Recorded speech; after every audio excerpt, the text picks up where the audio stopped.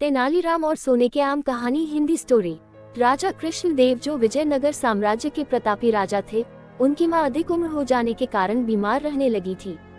राजा ने उनके इलाज के लिए कई वैद्य और हकीमों को बुलाया। उनका सफल इलाज कराने की लाख कोशिश की, लेकिन स्वास्थ्य में सुधार आने की जगह उनकी मां की सेहत बिगड़ती जा रही थी।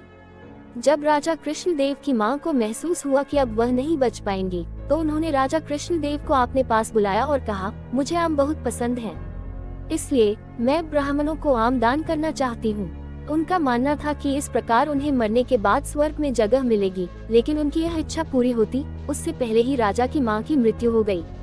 मां की इच्छा पूरी न कर पाने के कारण राजा कृष्णदेव बहुत उदास रहने लगे। उन्होंने अपनी मां की अंतिम इच्छा को पूरा करने के लिए कुछ ब्राह्मणों को बुलाया और उन्हें पूरी बात बताई।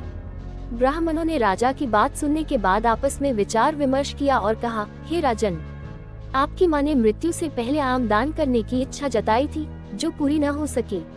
ऐसे में उनकी आत्मा इधर उधर भटकती रहेगी, इसलिए आपको अपनी मां की आत्मा की शांति के लिए उपाय करना चाहिए।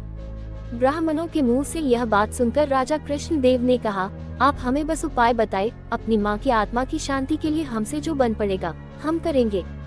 राजा कृष्णदेव के हामी भरते ही सभी ब्राह्मण मन ही मन प्रसन्न हुए और बोले, राजन, आपको अपनी मां की पुण्यतिथि पर ब्राह्मणों को भोजन कराने के साथ सोने के आमदान में देने चाहिए, तभी आपकी मां की आत्मा को शांति मिलेगी।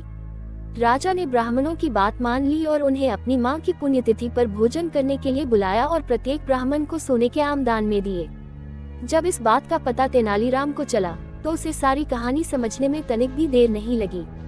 तेनालीराम बहुत ही चतुर और बुद्धिमान था और राजा का सलाहकार और राजकवि भी था।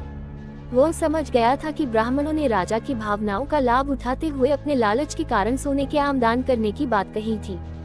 इसलिए उसने मन ही मन योजना बनाई कि वह उन लालची ब्राह्मणों को उनके किए का सबक जरूर सिखाएगा। तेनालीराम ने योजना के अनुसार ब्राह्मणों को अपनी मृत मां की आत्मा की शांति कराने का निमंत्रण भेज दिया। ब्राह्मण जानते थे कि तेनालीराम महाराज का सलाहकार और राजकवि है, इस कारण वह दान में उन्हें काफी कुछ दे सकता है।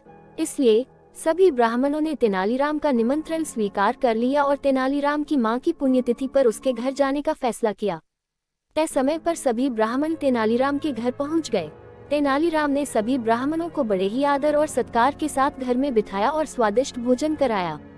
जब सभी ब्राह्मण भोजन कर चुके थे, तो तेनालीराम ने अपने घर के नौकर से लोहे की गर्म सलाखें लाने को कहा।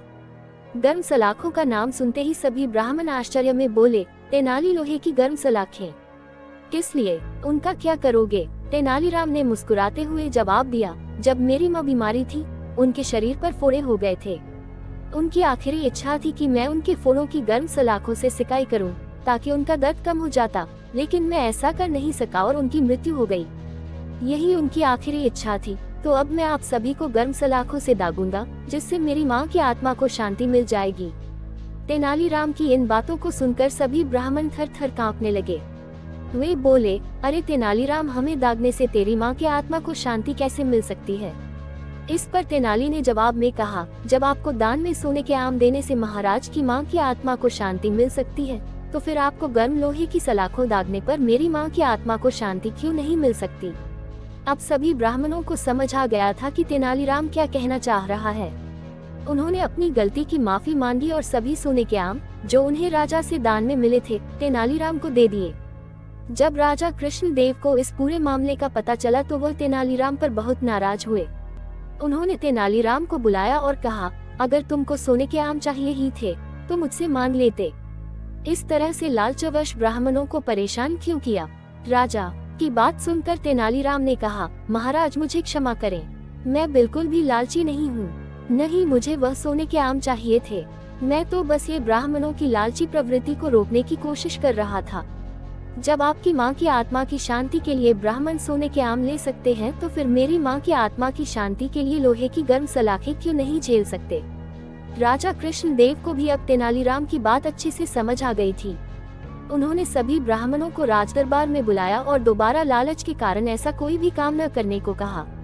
ब्राह्मणों ने भी राजा से अपने किए की क्षमा मांगी और सदा के लिए लालच त्यागने की बात कही। कहानी से सीख। तेनालीराम और सोने के आम कहानी से यह सीख मिलती है कि लालच का फल हमेशा बुरा ही होता है। इसलिए लालच को कभी भी मन में घर नहीं करने देना चाहिए। अगर आपको हमारी यह कहानी पसंद आए हो तो कृपया हमारे चैनल को सब्सक्राइब करें। धन्यवाद।